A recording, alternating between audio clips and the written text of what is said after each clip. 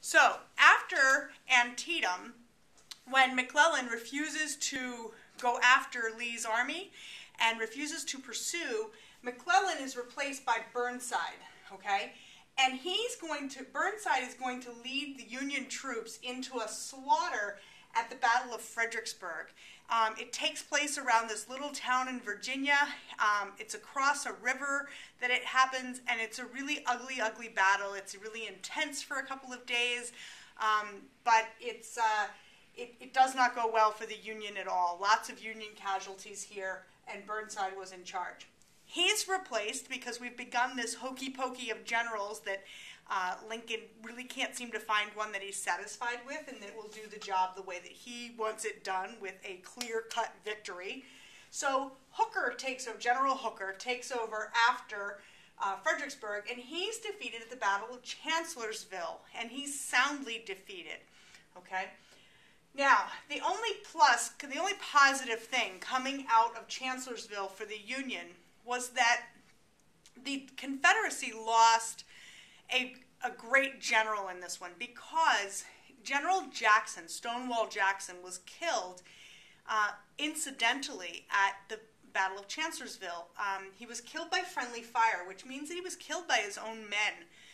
He had gone out on a nighttime surveillance expedition. He had gone out to sort of scout out the Union troops to see where they were, and while he was on this ride, his own troops couldn't identify him as one of their own, and they shot at him and wound up hitting him in the arm, in the shoulder, and the medical surgeons at the time, we know that the surgeons at the time had really rustic equipment, and it was rather primitive at best, their medical expertise and abilities to deal with battle wounds on the scene.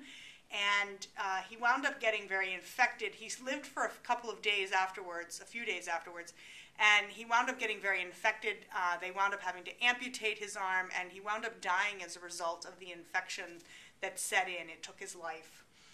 But he hung on for a little bit, but it wound up taking his life. Now, Lee is devastated by this loss because he knew he lost one of his most crucial generals in this in the death of General Stonewall Jackson.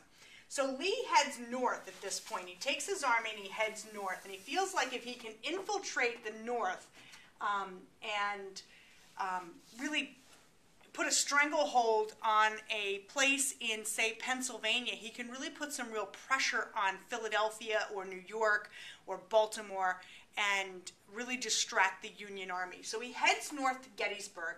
And the story goes that he wanted to get to Gettysburg because he needed shoes for his army, and there was some type of shoe manufacturer in Gettysburg, so that's what he needed. So July 1st to the 3rd, he heads to Gettysburg. This is when the battle takes place. It's a 3-day battle, 1863. Over this 3 days, we're going to see the largest number of casualties during the war. Now, that is because it took 3 days to fight this battle. The Union, the guy in charge of the Union forces is Major General George Meade. Lincoln has again changed out his general from Hooker to George Meade at this point. And the Confederacy is again led by General Robert E. Lee. Okay, no surprise there. The Confederacy had a winner, and they're going to stick with it. Okay. Now, day one of the Battle of Gettysburg. The Confederate troops are located north of town. So Gettysburg is here. The Confederate troops are north of town.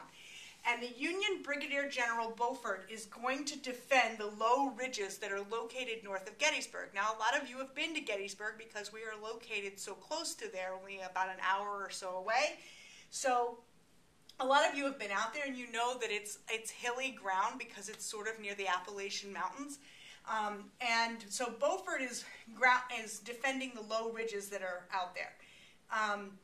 He is assaulted by the Confederate troops, and his line collapses, and he's forced to fall back to where Meade's major army is. Now, Meade is down here to the south of Gettysburg, and he's defending Cemetery Hill, okay? And Little Round Top and Big Round Top are further south than that. So all of Beaufort's troops collapse, and they scatter all through the town, and the Confederate army collapses on top of them, and they They really try to go after them and pick them off one by one, but Beaufort's able to fall back to Meade and find some support there. So that was good for him. If this had been a one-day battle, it had been over there, but it was not. So day 2, both armies assemble south of Gettysburg. Lee launches a major assault on the Union Army, but the Union is able to hold their line because Meade had a much bigger army at this point, and he had fish-hooked his army around Cemetery Hill down to Little Round Top, and he had some extra reinforcements over here to the east. So Lee is coming at him from the west, and Longstreet was down here to the south. And that's the way day 2 plays out. But the Union's able to hold their line. Day 2 is basically a draw. Day 3 is the main event. Now, 12,500 Confederates are going to charge the center line of the center of the Union line, and this was called Pickett's Charge. This is the most famous event of the Battle of Gettysburg. Okay, so Gettysburg up here to the north again, Cemetery Hill, Little Round Top. Meade is still fish-hooked around it, but Pickett's Charge is going to come in here from the west, and it's an ill-fated charge. Okay, Lee did not realize what was going to happen here. He did not really want Pickett to charge this in this manner, and Pickett charges up the hill with these 12,000 Confederates, and they absolutely get destroyed. Part of the issue here was that Meade held the upper ground, and we've talked before about the fact that if you hold the upper ground, you have the distinct advantage in a battle. Okay. So Meade held the upper ground, and he was able to fend off Pickett's charge really well. And the Confederates are forced to retreat. Now, the losses for this total battle, totaling on both sides combined, total between 46,000 and 51,000 for both sides. And so we had never really seen this before, this amount of losses. This was huge. If you look at the total losses from the whole Vietnam War, they total about 56,000. That's the whole war. This is from 3 days. So just to put that in perspective for you, there's no wonder there's a national cemetery built at Gettysburg. So a few months later in November, there's a call for a national cemetery to be dedicated to the soldiers that had lost their lives at Gettysburg. And Lincoln is invited to the grounds at Gettysburg to deliver an address. So he delivers what becomes one of the most famous addresses in U.S. history, and that's the Gettysburg Address. And this is in the fall, November of 1863. Now, Lincoln's address is a total of 2 minutes in length. It's not very long at all. And when he delivered it initially in 1863, people really disregarded it. They kind of said, whatever. They really didn't pay much attention to it. They really weren't all that impressed with what Lincoln had to say. The keynote speaker of the day was this guy, Edward Everett.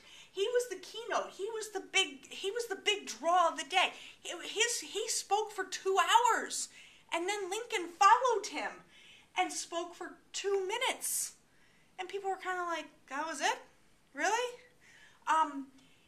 But his speech had such powerful words. We've talked in here about economy of words. Lincoln had that mastered.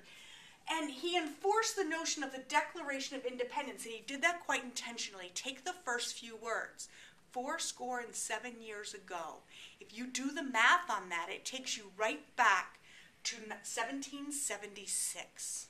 The Declaration of Independence, 77 years ago. Our fathers set forth.